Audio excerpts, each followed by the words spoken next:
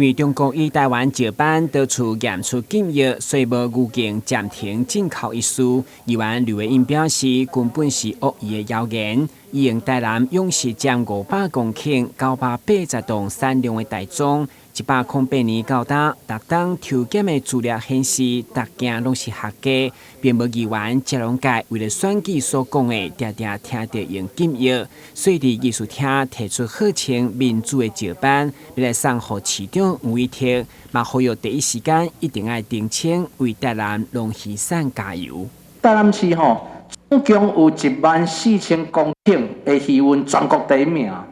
石斑嘛有占500公顷，咱的产量咱的生鱼的产量是980吨所以会当讲咱的这个出口量咱的这个销售量会当讲非常的济。但是我调资料来看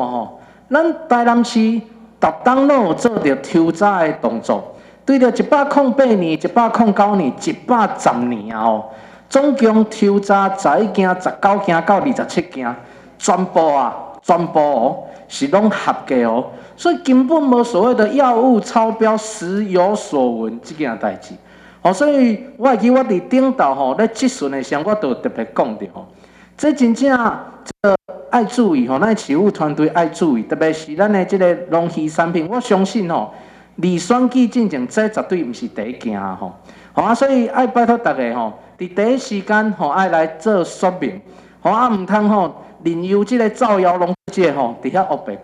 讲所以今仔日市长，我想你是守护咱台南市连任上界重要，嘛是守护台南民主滩头堡上界重要。今仔日我要甲你来送上民主的石斑鱼为着你加油，嘛希望你会当为着咱台南市的农产品加油。农局会后嘛发表书面声明，表示市府每一档拢会办理勇士水产未上市的监测计划，以确保上市水产拢是安全合格。